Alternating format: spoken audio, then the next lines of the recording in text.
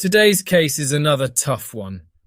I normally start with a summary of what the narrative will include, but as the case starts with an explanation of the facts, I prefer to go straight to the content.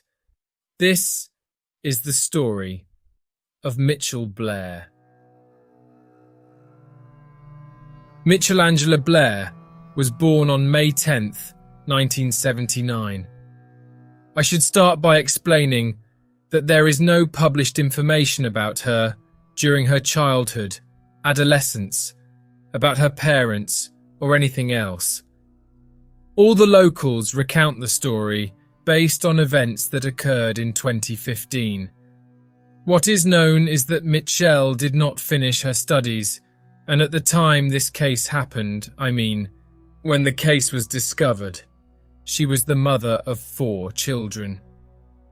Gabrielle, aged 17, Stoney, aged 13, fathered by her first partner Alexander Dorsey, and the other 2 children were Stephen Jr., aged 8, and Matthew, aged 5, sons of her second partner, Stephen Berry. In 2011, she was unable to cover the children's school fees. At the time, they were 13, 9, 4, and the 1-year-old wasn't going yet. Mitchelle decided to start educating them at home. In 2015, Mitchelle was already separated from Stephen, and she and her 4 children lived on the east side of Detroit in a Michigan housing project.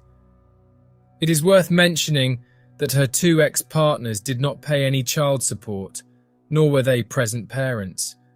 They had practically disappeared from both her and their children's lives after the separation. Mitchelle could never keep a job, and so she often called her relatives to ask for money to help with expenses. Later, the calls stopped when they refused to help her, advising her to go back to school to finish her studies and get a steady job. On the morning of March 24, 2015, a team from the 36th District Court came to her home with an immediate eviction order due to her late payment of rent over several months. But that day, neither she nor the children were there.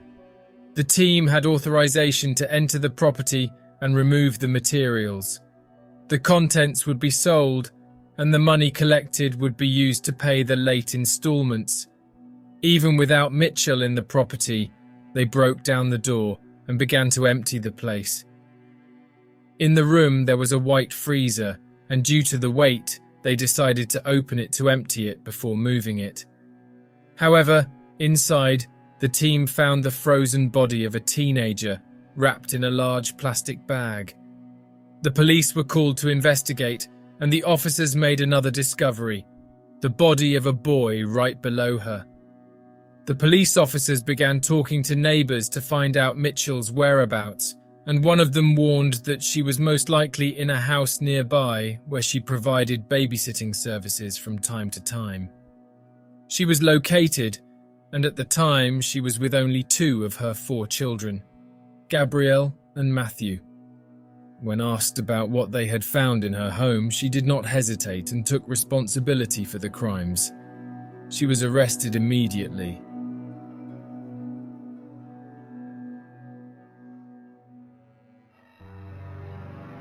The children who were with her were taken to a hospital to undergo examinations.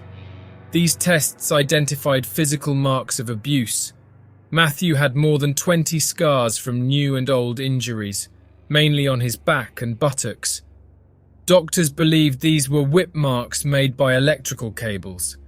Gabrielle had iron burns. Her tooth was broken, and there were whiplash marks on her back.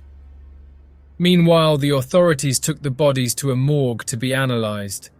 It took 3 days for the bodies to thaw so that the tests could be carried out.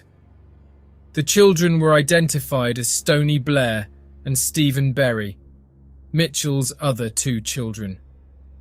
The coroner ruled that the deaths were caused by beatings and burning.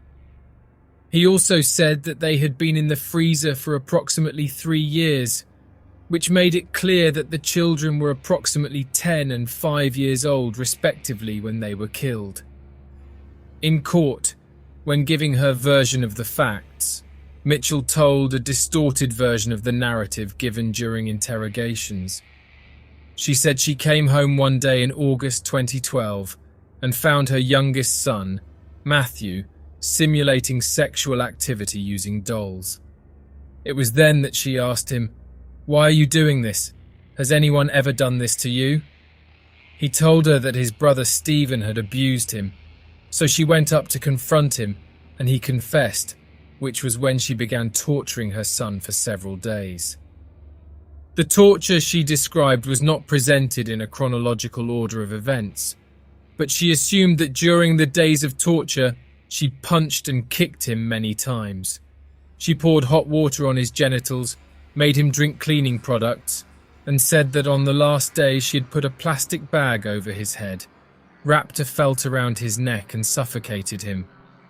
So, after more or less 2 weeks of torture, on August 30th, 2012, Stephen was wrapped in a sheet and thrown into the freezer. Mitchell went on to say that 9 months after killing Stephen, in May 2013, she discovered that her daughter Stoney was also abusing her youngest son Matthew. She then decided to lock her daughter in a dirty room for days, without water or food. After a while, when Stoney was already quite weak, she began to torture her too, hitting her with pieces of wood. The girl could not resist and died that same month. Mitchelle said she wrapped her daughter's body in a large plastic trash bag and asked her daughter Gabrielle for help carry the body to the freezer. After closing the lid, Mitchell continued living in the house as if nothing had happened. It is worth noting that the accusations of sexual abuse were never proven, and that although Mitchell said she asked her daughter for help to hide her other daughter's body, Gabrielle later claimed that she had been forced to do so. You may be wondering why nobody missed these children in any social environment, and here it is important to highlight 3 points. 1. In Michigan, where this case occurred, parents are not obliged to notify the state when they take their children out of school and start homeschooling them.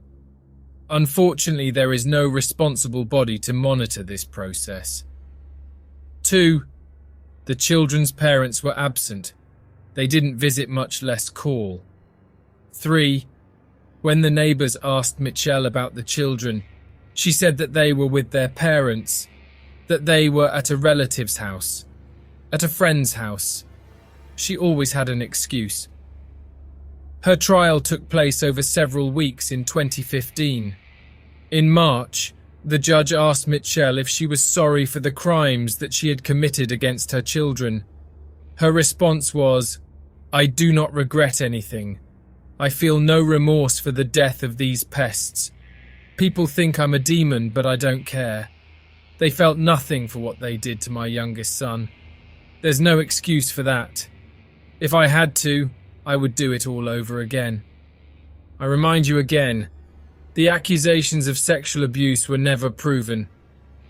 Gabrielle and Matthew stated that they had suffered threats from their mother. They knew that if they didn't toe the line or do what was ordered, their end would be the same as their siblings in the freezer. Regarding the parents, Alexander Dorsey, Mitchelle's first partner, the father of Gabriel, survivor and Stoney victim, owed more than $39,000 in child support. Stephen Berry, father of Matthew, the survivor, and Stephen Jr., the victim, owed more than $10,000 in child support. In addition, he has 2 convictions for illegal possession of a firearm, serving 2 years in prison, leaving prison in 2010. Due to the absence of the 2 parents, Alexander and Stephen, and the mother's actions, the court terminated all their paternity and maternity rights, as well as the custody rights of all paternal and maternal grandparents still alive. Child Protective Services arranged for Gabriel and Matthew to be placed for adoption. In prison, Mitchell has been involved in fights and confusion, both with inmates and staff. More than 50 incidents of inappropriate conduct have been recorded. The actions range from verbal fights and physical aggression to grotesque behaviour such as throwing feces and urine at prison guards. She has regularly been placed in disciplinary detention, but it has never had any effect. Mitchelle had her final sentence formalised on July 17, 2015, where she was sentenced to life in prison, without the opportunity for parole.